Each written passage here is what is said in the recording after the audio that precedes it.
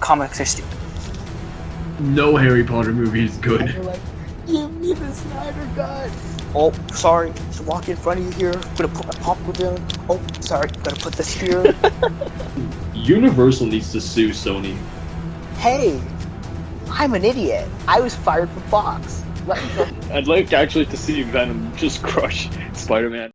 Hello everyone, so I'm back today and I'm going to be talking about Falcon and the Winter Soldier, episode 4, and it is called, or episode 5? No, 4. It's called The New World Order, or no, The Whole World is Watching. That's the one. And let's talk about this because this is the thing, right? We have to, oh my goodness, this episode was a lot. So, the fight scenes in the show, just up until this point, are phenomenal. Honestly, it was just, these fight scenes are just so much fun, and they're so well done and so well, these are the best fight scenes we've had since The Winter Soldier. That's not even a doubt in my mind.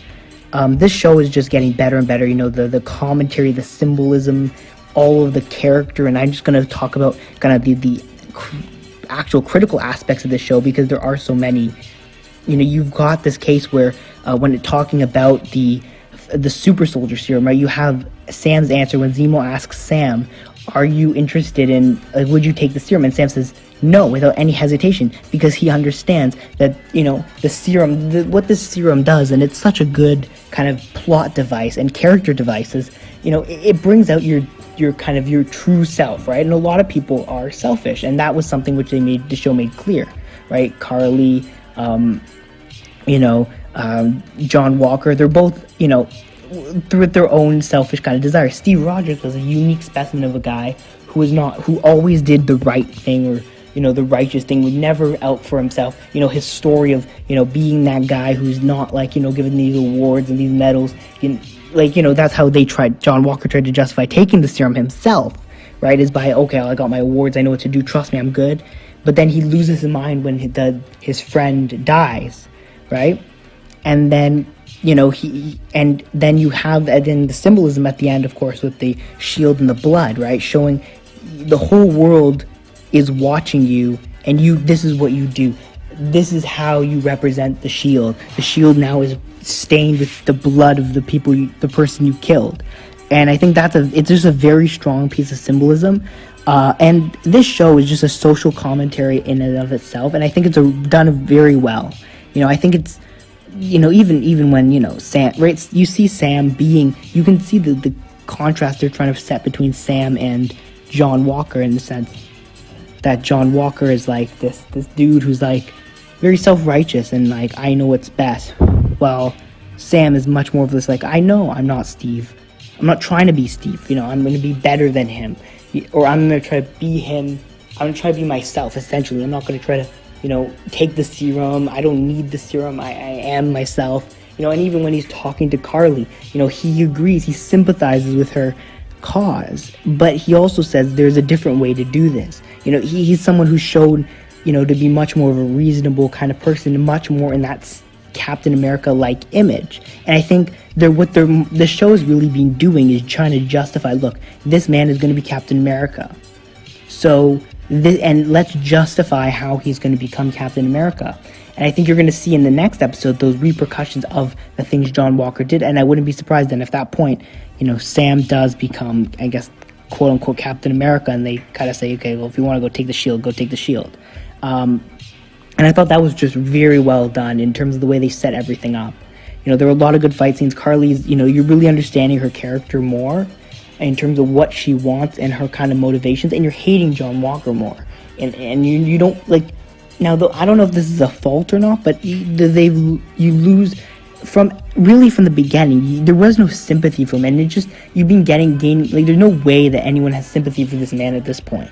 This man is just, like, he's one of the, I think he's probably the most hated Marvel villain, and for sure for me, he's the most hated Marvel villain for me. Thanos, there's a way to, it's kind of like, there are villains like Thanos where it's like, yeah, they're bad guys and you don't like what they do, but at the same time, they're people you can maybe sympathize with in terms of what they stand for, and, their motivations, even if they aren't clear. I think, even Carly to that extent, right? You know, then you've got Hela again, who does that. Loki.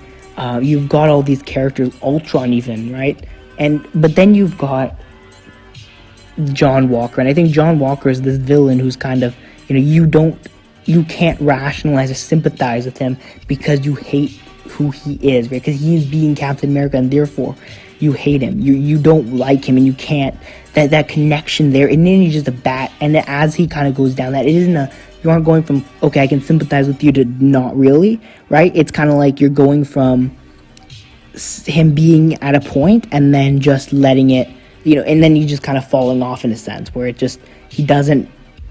there is nothing you can do to kind of feel what he's feeling, right? You're just hating him more and more, and you're just kind of becoming that kind of, you know, stereotypical kind of bad guy who's just bad. And I think the story can kind of get lost in terms of his own story. But I think they've been doing a lot of good kind of cross-analysis between him and Sam and kind of their own perspectives on things. Zemo's been a very good character. I think Zemo's actually had his best moments in this show. I mean, granted, he's only had one other movie, but I think they're really setting Zemo up for something spectacular. I think Zemo's going to be a character who can keep coming back, and even if they wanted in Black Panther 2, I don't know how they're going to do this, or even in the Wakanda TV show, I think you could see Zemo come back. The Wakandan storyline, of course, we got to see at the beginning Bucky and how he was kind of trained out of the Winter Soldier programming, which was really good, and you know how they were kind of teaching him self-control, and then he has to, you know, and it's interesting, right? Because it's like they don't want to fight with this man, but then they have to, and then at the end they don't have to. So it's kind of, I don't think they'll have to anymore. I think, you know, now that'll be the rationalizing. Now Sharon Carter is another interesting person who I didn't really bring up in terms of theories in the last episode, but I think Sharon Carter being the power broker is an interesting theory, but I don't think it's true. The reason of this is because I feel like Sharon's is too disconnected from it to be the power broker, and because I think, like, I feel like the power broker could be a hoax in a sense, if you know what I mean. Like, I don't think the power broker could be a real character. More, you know, someone within maybe either Carly or someone else related to the show, but I don't think it'll be a real character. I just don't think that's how it's going to work. But it'll be interesting to see what they do with that. Like, I don't think that there will be much to the power broker. I think the power broker will be like another version of, you know, someone from WandaVision where people were speculating. But I mean, this was a really good episode. The action was great. The story was great. The characters were great. Zemo was great. The Wakandans were great. And they had some really good moments themselves, of course, with, you know, the you know, them beating up John Walker, because John Walker is kind of like trying to talk down to them, essentially. You have no jurisdiction here. We have jurisdiction wherever we want to have jurisdiction. So I think that was really cool. But overall, it was a very good episode, you know, very much a lot of fun, and also had some good moments. But yeah, let me know what you thought of the episode down below. Don't forget to like, subscribe, comment, share your thoughts, follow us on social media for video updates, and of course, see you all next time. Bye.